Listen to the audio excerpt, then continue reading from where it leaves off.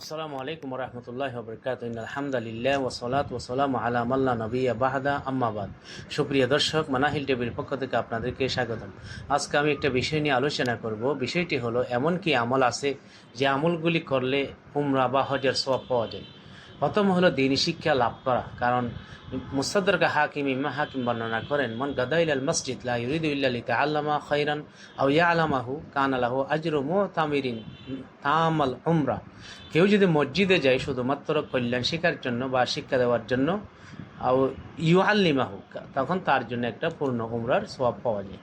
বিশুদ্ধভাবে উমরার নিয়ত লালন করলেও সওয়াব পাওয়া যায়। কোনো একজন ব্যক্তি যদি উমরার নিয়ত করে আমি আগামী বছর উমরা করব, কিন্তু কোনো টাকা পয়সার কারণে করতে পারছে না, কিন্তু সে উমরার সওয়াব পেয়ে যাবে।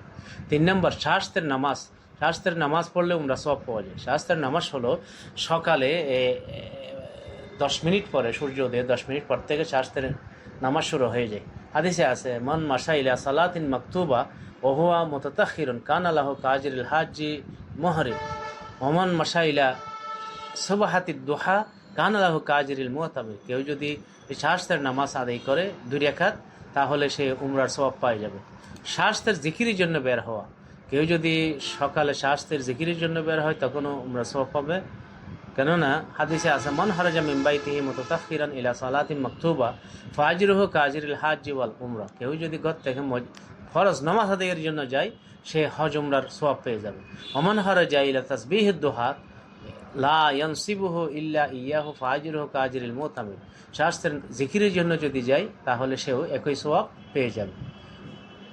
কিন্তু শাস্ত্রের নামাজ সাধারণত অনেকের প্রসিদ্ধ মতে সূর্য উদয়ের 10 মিনিট পরে পড়লে এটাকে আসলে এশরাকের নামাজ বলে।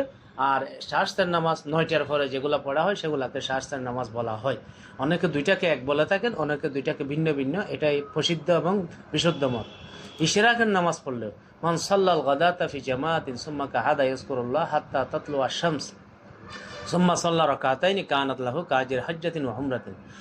কেউ যদি জামাতের সহিত নামাজ আদায় করে এবং এরপরে আল্লাহ পাকের জিকির করে সূর্য উদয় পর্যন্ত, তখন সে একটা হজ উমরার সওয়াব পেয়ে যাবে। এভাবে উমরার জন্য বের হয়ে যদি কেউ মৃত্যুবরণ করে, তখন একেবারে কিয়ামত পর্যন্ত প্রতি বছর এক একটা উমরার সওয়াব লেখা হবে। তাবরানী বর্ণনা করেন, মন হারাজা হাজ্জান ফামাতা।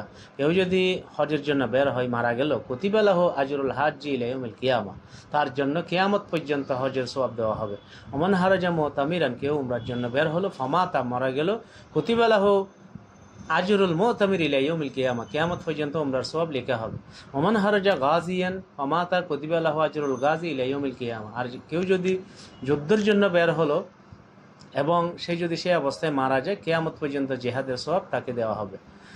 7 নম্বর, মসজিদে কুবায় 2 রাকাত নামাজ পড়লে একটা উমরার সওয়াব পাওয়া যায়। মান তাতাহহারা ফি বাইতিহি সুম্মা আতা মসজিদা কুবা।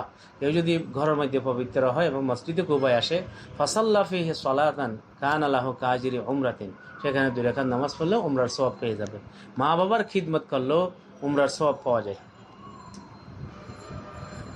একজন ব্যক্তি এসে বললেন, ইয়া রাসূলুল্লাহ, আমি তো জিহাদ করতে চাই। তখন তাকে বলা হলো, তোমার কি শক্তি হদে নাই? তখন তাকে বলা হলো, তোমার কি মা বাবা আছে? হ্যাঁ, আমার মা আছে। তখন রাসূল সাল্লাল্লাহু আলাইহি ওয়াসাল্লাম বললেন যে, ফাবলিল্লাহ উজরান ফি বিররিহা, অর্থাৎ তুমি এর খেদমতের মাধ্যমে তুমি জিহাদের সওয়াব করো। ফাইন্নাকা ইজা ফাআলতা যালিক, তুমি যদি এটা করো, ফাআনতা হাজ্জুন মুতামিরুন মুজাহিদুন, তুমি হজের উমরার এবং জিহাদের সওয়াব পাবে। ইজা রাজিয়াত আনকা উম্মুকা, যদি তোমার মা রাজি হয়, ফাত্তাকিল্লাহ, সুতরাং আল্লাহকে ভয় করো, বিররিহা, তাকে সেবার ব্যাপারে। উমরাকারীর খরচ বহন করলেও উমরার সওয়াব পাওয়া যায়। যেমন কেননা হাদিসের মধ্যে রয়েছে, মান জাহাজা গাজিয়ান আও ফাত্তারা সাইমান আও জাহাজা হাজ্জান কানা লাহু মিসলা আজরিহি। কেউ যদি গাজীকে সামান তৈরি করে দেয়, অথবা রোজাদারকে ইফতার করায়, অথবা হাজিকে সামান তৈরি করে দেয়, তাকে সেই রকম হজের সওয়াব দেওয়া হবে, জিহাদের সওয়াব দেওয়া হবে, রোজার সওয়াব দেওয়া হবে। মিন গায়রি আনকুসা মিন আজরিহি শাইআ, তার সওয়াব থেকে কোনো ঘাটতি হবে না। মহিলারা পুরুষদের উমরা করতে সহযোগিতা করা, এবং কোনো মহিলা যদি পুরুষদেরকে সহযোগিতা করে সামান গুছিয়ে দেয়, তখন তাকেও আল্লাহ পাক উমরার সওয়াব দিবে।